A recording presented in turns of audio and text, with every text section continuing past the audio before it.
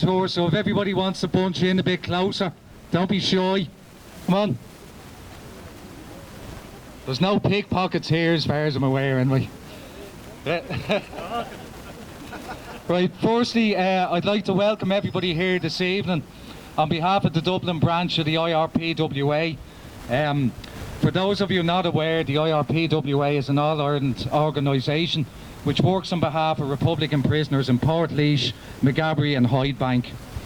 This evening, as we do this walking tour, I would ask everyone to give a thought to those Republicans who are currently being held in prison today.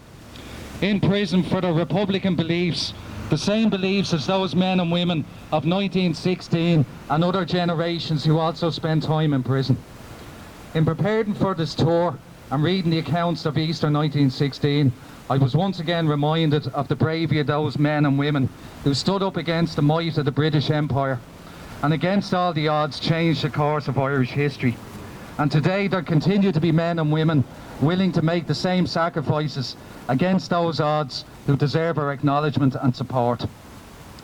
The ideals of 1916 remain relevant today with the continued occupation of part of this country by Britain and a subservient, self-obsessed elite in power both in the 26 counties and in the occupied 6 counties.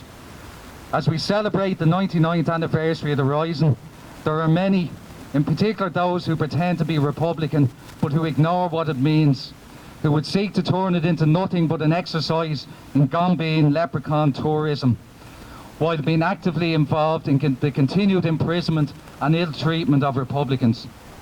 Make no mistake, they hate Republicans and everything we stand for, because it is contrary to their self-interest. The lip service they paid to commemorate 1916 and its ideals. And this evening this will become more evident as we visit the sites, and 3 of the sites around this part of the city that were involved in the Easter Rising. And we'll see what the Free State government actually thinks of those sites. However, it is good to see people all over the country show a renewed interest in the events of Easter week 1916, our history since then, and to examine why the ideals of 1916 have been so ignored by those in power, and why Republicans today continue to be willing to sacrifice themselves to achieve Irish independence. Right, so on to the tour. It'll take about an hour and 20 minutes, and it might take a bit less if that cloud keeps following us around. At the end of the tour, we have a location round the corner here for tea and coffee and sandwiches, and an opportunity for people to have a chat, have a talk about the tour, and just in general sort of get together. The idea for the walking tour came about through general discussions a number of us in the Dublin IRPWA had about it, and how we could help commemorate the Rising. And we felt it would be good to visit some of the locations in Dublin that seem over time to be forgotten and neglected. Right, so just a couple of points as well before we start.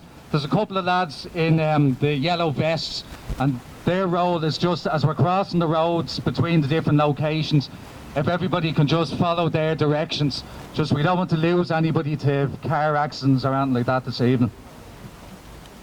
Also, there's Easter lilies on sale and Scar to Mock magazine, and there's also tickets available for the function that's taking place later in the Pimlico this evening.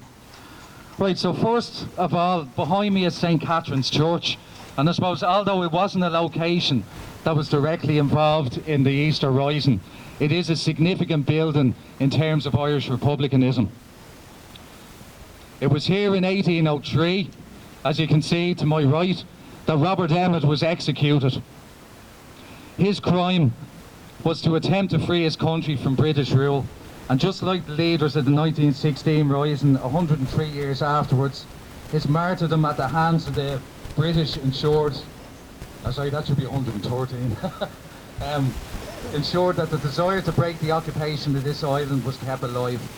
There would have been very few of the volunteers that weren't aware of Robert Emmet, of his fight for Irish freedom and his famous speech from the dock, and I'm sure many of them found inspiration from that.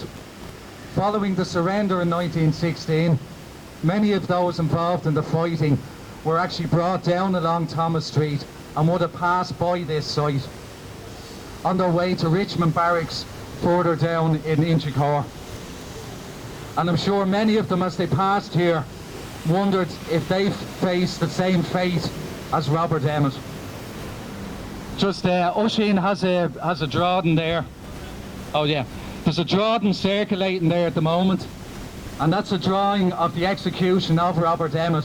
So it'll give you an idea of what the location looked like in 1803. And if you look at the drawing, you'll see the building here. You'll see the scaffold that was built out on the middle of the street where Robert Emmett was executed and beheaded. And as many of you know, his body has never been located. A mystery still surrounds where he was buried.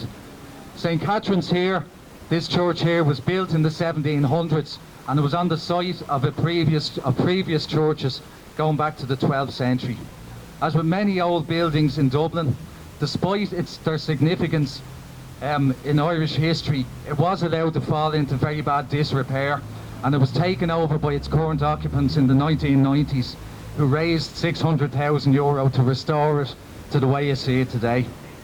Right, the next step, we're going to head down Bridgefoot Street, and we're going to head to the next stop is the Mendicity Institution, which was one of the garrisons that was held during the Easter Rising. So if the stewards want to go over to the traffic lights, and if everybody wants to follow them down along Bridgefoot Street. Thanks.